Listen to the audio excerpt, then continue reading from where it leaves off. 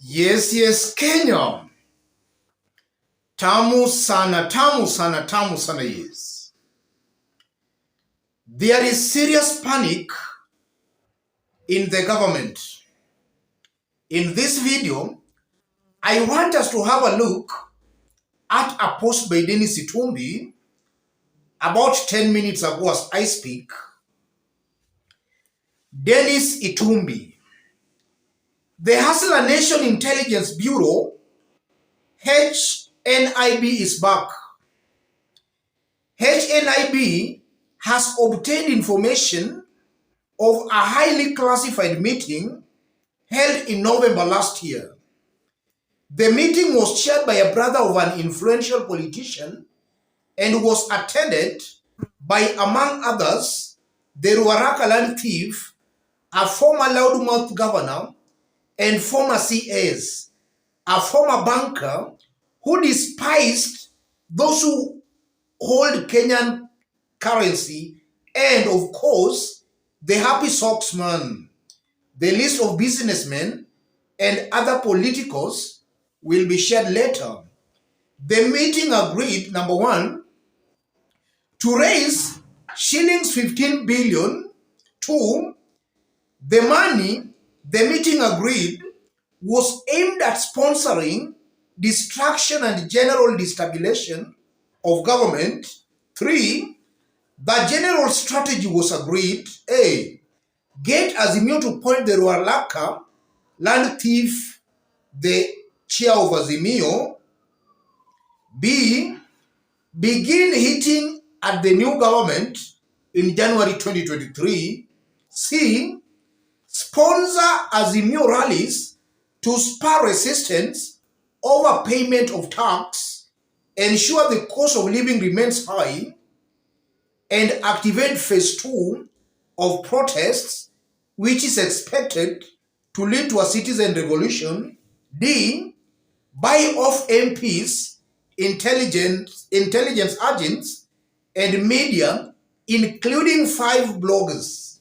E, pay generous stipends to government officials in strategic positions so as to undermine government programs and frustrate the new plans, especially the determination to collect more taxes while shielding projects associated with Azimio's leading lights. F, 2 aspects discussed in this meeting are classified for now. The meeting was held at Thika Greens, a resort just after Thika town. It is so declassified. Thus, Dennis Itumbi, about 10 to 20 minutes ago as I speak. In this video, as usual, I want us to dissect that post by Dennis Itumbi for Kenyans to know exactly the games being played behind the scenes. If you are watching us, but you have not yet subscribed, subscribe, give this video a like. Yes. Let me start by saying this. All these things Dennis Itumbi is talking about are the things they did to Uhuru Kenyatta when Uhuru was the president.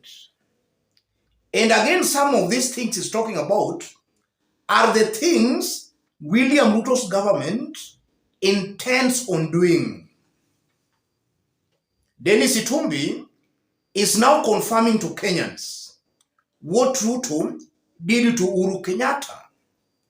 So because they did it to Uhuru Kenyatta, Ruto's government has fears that Raila and Azimio might also do the same things he did to Uhuru Kenyatta. And there is a very interesting point here. Buy off MPs, intelligence agents, and media, including 5 bloggers. The truth of the matter, William Ruto started off his campaigns immediately Uhuru Kenyatta was sworn in for his second term. he used to work with members of parliament across the country. And it's highly believed those members of parliament were on William Ruto's payroll. William Ruto feels that the same strategy he used, Azimio might also use on him. And it might be possible again that Ruto intends on buying Azimio members of parliament. And already we have seen some crossing over to the government side, pretending that they must work with the government to bring development. And I've always maintained here, and I still repeat, when you see any Azimio leader, be it a governor, an MP, an MCA, saying that he or she must work with the government for development, that's a leader who has been bought. The government has bought that one. Any leader saying he or she must work with Ruto, with the government, that one has been bought. No doubt about that. So Ruto is saying here, Dennis Itumbi is saying that Azimio wants to buy MPs. No, it's the government that wants to buy MPs. And already some have crossed over to buy intelligence agents and media. It's possible that's what Ruto did to Uhuru Kenyatta. So he fears that Raila and his team might also do the same. And then there is a very interesting point here again. Sponsor Azimio rallies to spur resistance over payment of tax. Ensure the cost of living remains high and activate phase 2 of protest, which is expected to lead to a citizen revolution. That part is seriously annoying. And I'm saying seriously annoying because Dennis Itumbi and his government, they are taking Kenyans as fools. They now want to start blaming the Azimio team for the high cost of living. While we know that immediately William Ruto was sworn in as the president, all the subsidies that were cushioning the hustler, William Ruto removed them. Besides that, William Ruto has increased the size of his government. Again, he has done away with Kazi Mtani. We have seen corrupt individuals being appointed in his government. And some corruption cases that even courts had found individuals culpable, those individuals are being set free. Even those who had tax evasion cases running into billions, they are being set free. All these things are contributing to the high cost of living. Ruto should not pretend, through Dennis Itumbi, that it's the rallies that are going to actually push the cost of living up. This government has failed. The cost of living was up even before the start of the rallies. So Dennis Itumbi and Ruto's government should not think Kenyans are fools. Ruto is the president, not Raila, not Azimio. Let him deliver. If he can't deliver, let him resign. It's that simple and straight. Let him not start telling Kenyans that, this cost of living is because Raila Odinga. And I'm seeing this is a government that is most likely going to go that route. They'll soon start blaming Raila Odinga on the high cost of living. Kenyans this time around should not buy that nonsense from William Samoei Ruto. I think this is now too much, ladies and gentlemen. There is also a very interesting point here to this aspect of putting Matiang'i as the new chair. What's wrong with that?